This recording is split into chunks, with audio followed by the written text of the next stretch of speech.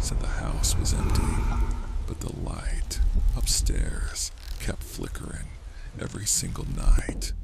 I stepped inside, my voice echoed, but no one answered. Old photos watched me. One of them moved. The mirror wasn't me. Something else. It's so cold. We're waiting for you. You can't leave. Join us. And the lights went out.